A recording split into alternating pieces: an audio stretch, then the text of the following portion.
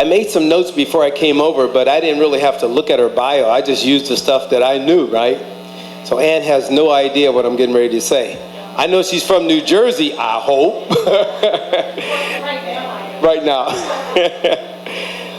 And I remembered last time she was here, we talked, and her father's a former Tuskegee Airman. Is that true? Yeah, wow.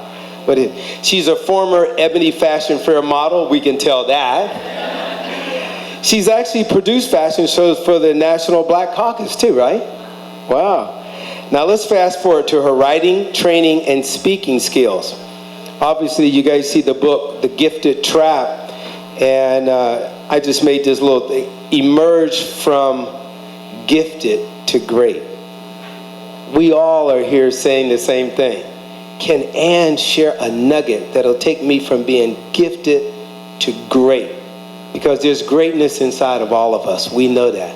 Thank you, Ann, for being able to unlock that tonight. We appreciate that. I saw something because I'm a big sports guy, but a guy by the name of James Brown, who's a CBS Sports and News sort of character. And here's what he said about The Gifted Trap. I like this. The Gifted Trap is a revealing exploration into the world of gifted and talented adults who are living less than lives. Less than lives. It brings into focus a widely experienced yet rarely talked about phenomenon of people trapped in emotional quicksand.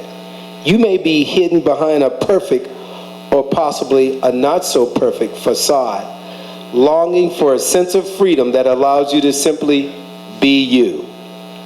As an international recognized author and speaker, she's a leader, communications and clarity expert. We all need that. Let's give a warm Silicon Valley welcome to Miss Ann Palmer.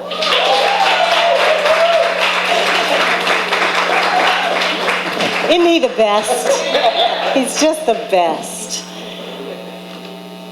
And I just want to clear the record, because I don't want anybody going back in the Ebony Fashion Fair records to see if my name was there, okay? Because I wasn't an Ebony Fashion Fair model, but I was an international model. For people like Givenchy, you may have heard that name in Paris, and Bill Blass in New York, just a few people. So I just wanted to be clear, because clarity is my thing, and I don't want to claim that I was something that I wasn't. Although I would have been if they would have had me, but it just so happens that they didn't. But I'm honored. I'm honored to be here with all of you. I feel like this is sort of my home away from home now. I've been here like 4 or 5 times now, Ambrelle. You keep bringing me back. I think you may want me or something. No, I believe, and when I started my own business, I decided I wanted to have a business that would allow me to work from anywhere in the world and connect with people whose lives I could make a difference in, as long as I had an internet connection, a cell phone, and life in me to give my gifts and share them with the world. So I'm blessed to have carved out a business that allows me to do that. I couldn't be here tonight if it hadn't been for a commitment by the Chamber. Carl, thank you for extending your resources, not only your monetary resources, but your resources, human resources inside of the Chamber to help make everything happen. So all I had to do was show up. Okay, that's the best way to speak, right? You just walk in the door and then so thank you for believing in me and feeling as though I had something of value that I could share. I also want to thank Queen Anne. We didn't know each other before today. Actually, we had talked on the phone, but we hadn't had an opportunity to actually interact face to face. And this is a woman who, whether she knows it or not, she's already clear about her purpose, because she is using her gift of wanting to connect with people and help make their lives better. And she's been using it in every way possible. She's been doing it for years. 30 years, did you tell me, you've had your TV show? And so when you're clear about what it is you're called to do on the planet, opportunities just come to you and you are living and doing things that bring you joy. How many people have ever felt the feeling of joy? Yeah, well, wouldn't it be great if everything you did in your life had that feeling motivating you on a day-to-day basis? Well, we're going to talk about how you can maybe tap into that level of clarity about why you're here so that that can become your reality every day.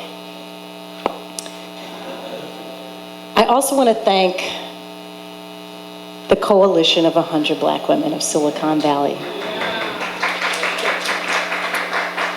Vera, Ambrelle, Gloria, Janice, Deborah, you all are part of a unique cadre of women who have made a commitment to make a difference in this region, and you're doing that. And I had the distinct honor of being able to guide them through a visioning process to figure out what is their purpose as an organization and how can they make a significant difference here in the Silicon Valley. And hopefully what we walked away with was a roadmap for you for at least a little while in terms of how you can not only be clear about your vision, but we spent time talking about their values. It's what you value in life that makes a difference. And I believe it was Malcolm X who said it best. He said, if you don't stand for something, you will fall for anything. And so being clear about what your values are and what you want to stand for in life is so critically important. But then to take that a step further and have the practices that reinforce those values so that you can actually live them and not just have them be words on a piece of paper. You know, almost every organization has their values and has their vision, but how many of them are actually living them? So we're going to talk a little bit about that today. So thank you again to the Chamber, to Queen Anne, and to the Coalition of 100 Black Women. Without you, I would not be here with all of you tonight. And I want to say that I believe in the Chamber enough that I actually joined the Chamber. So I'm honored to play in the sandbox here whenever I can. Right. May I share a story with you?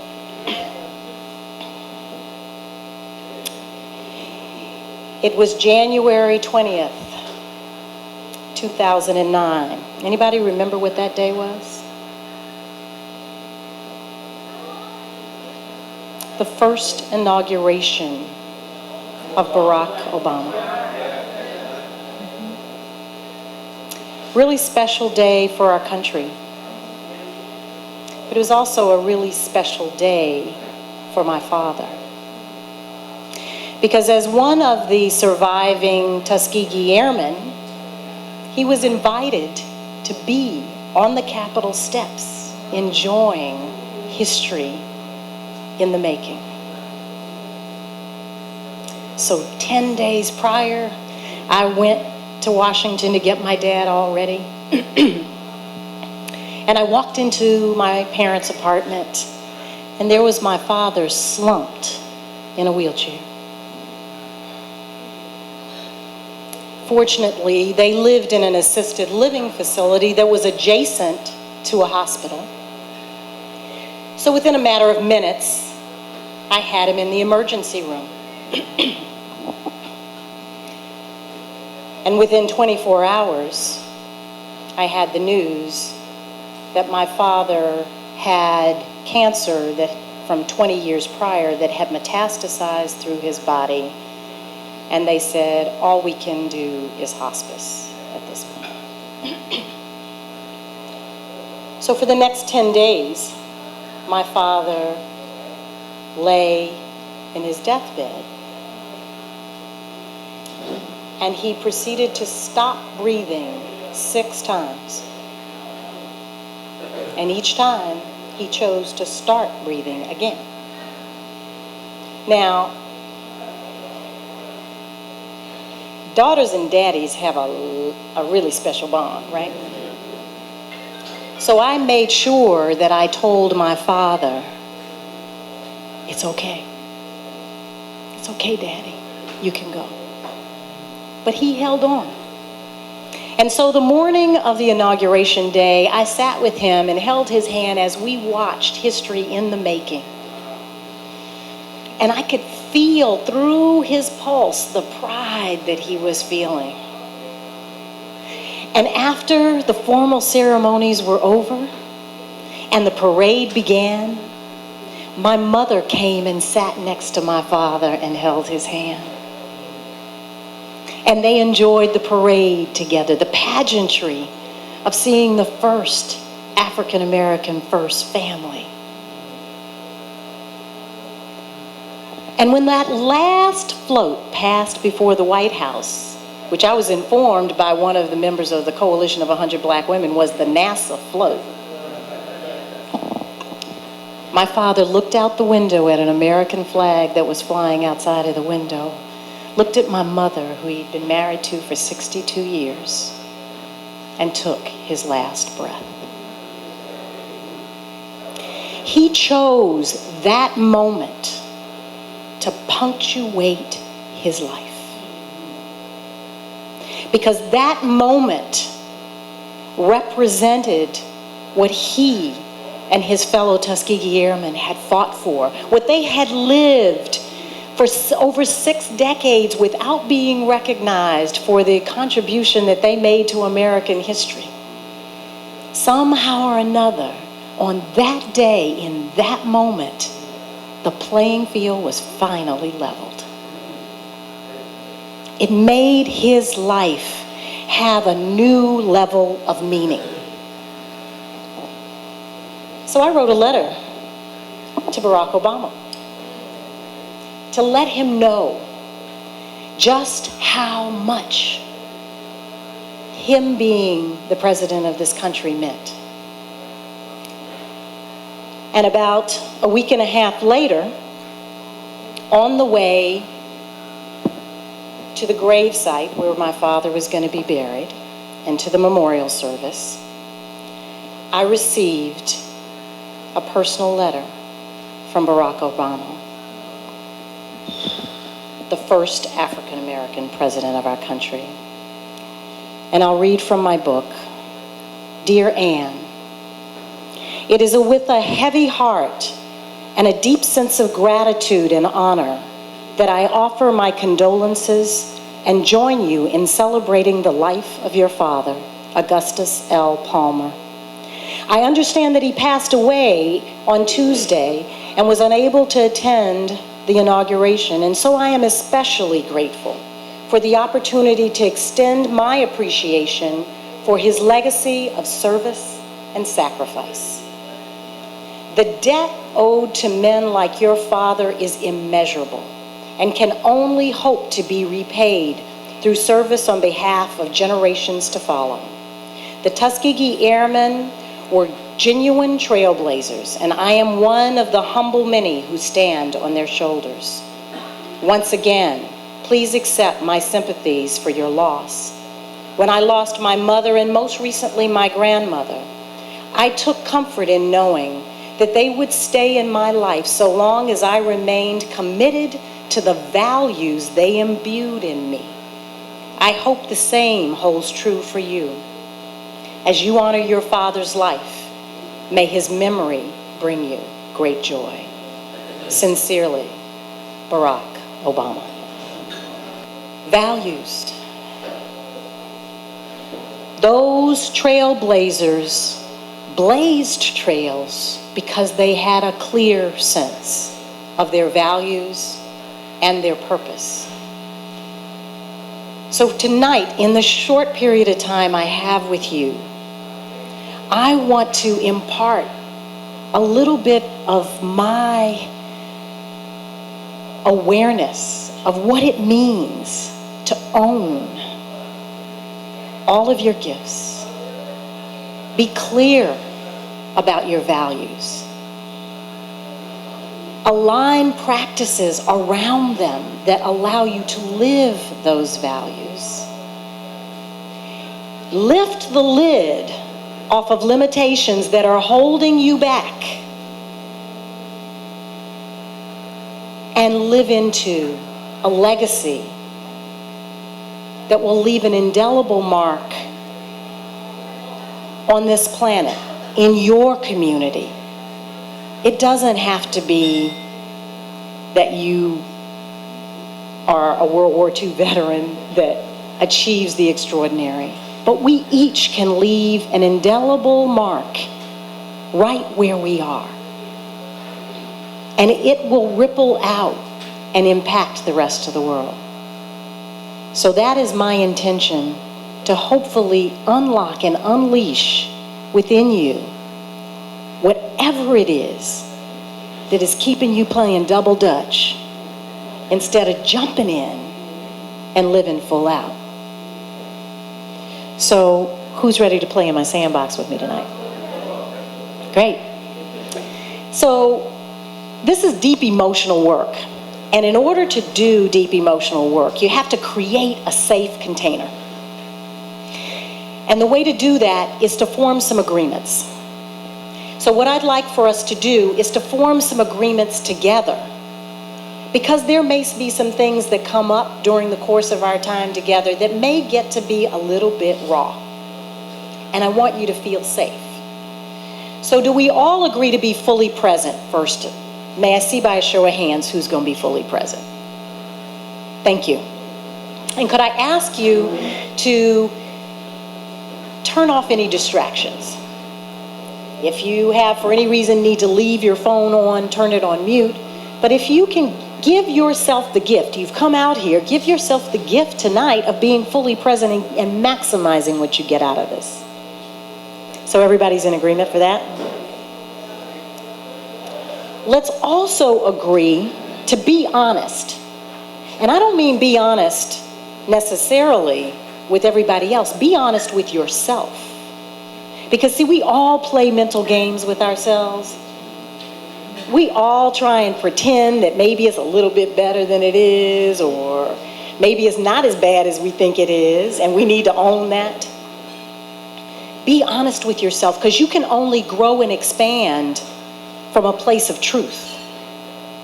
So I invite you to be honest. Who's going to be honest with themselves here? Beautiful, thank you. I also ask you, to the extent possible, to please stay until the end for two reasons.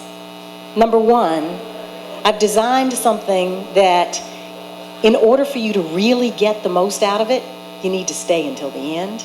But also at the end, there's going to be a special surprise. Hopefully you all have put your name or your business card, a phone number with a phone number and email in it, in that jar right there at the front desk, because I'm going to pull a card out at the end, and someone in this room is going to win a clarity session with me.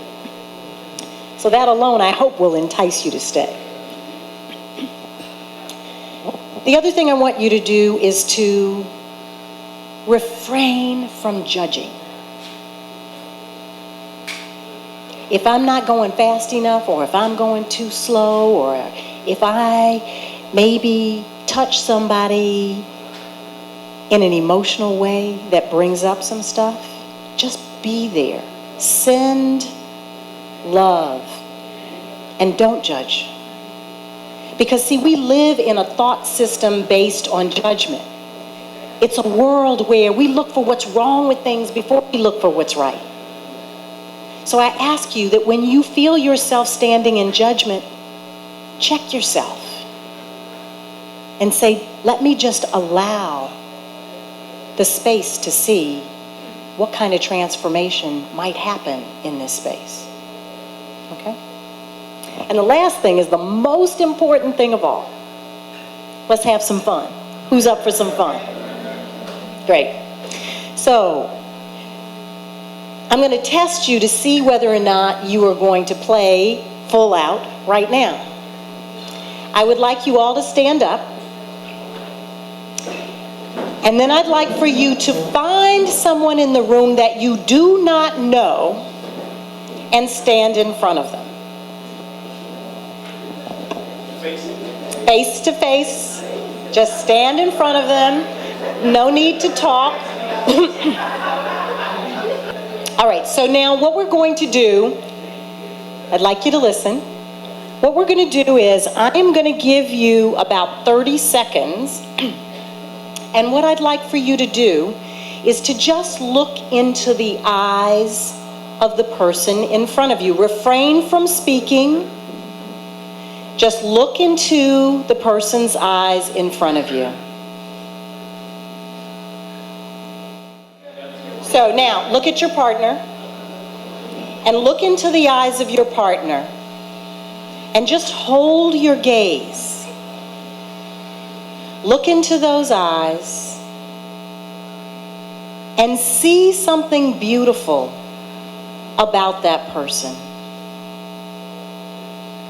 What do you notice? What's the most unique characteristic about that person standing in front of you? Can you feel that person's heart beating? What do you imagine that person is really like? What do their eyes tell you? And now imagining that the eyes are the gateway to the soul, send that person a positive message without saying a word, just through your eyes. Tell them something that you want them to know and just use your eyes.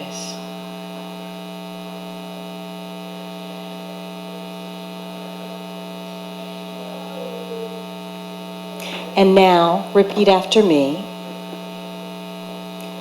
I see you. I see the beauty within you. I see your special gifts. And the world should see more of you.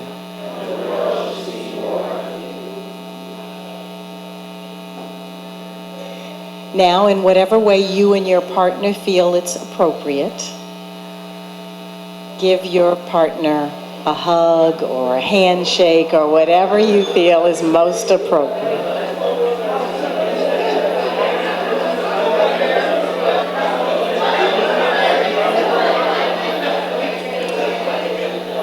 So, thank you.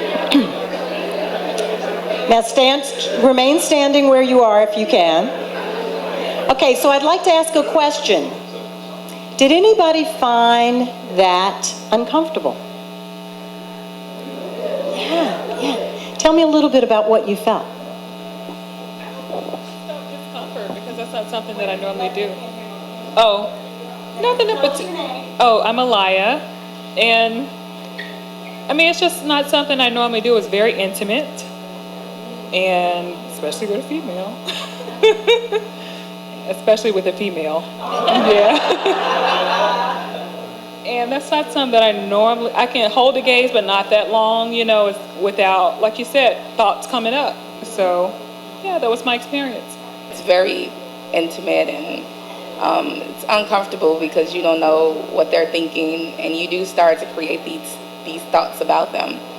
But they were positive thoughts. I saw a lot, but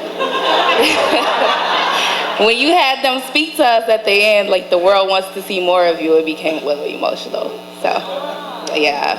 So what about the world seeing more of you was emotional for you, may I ask?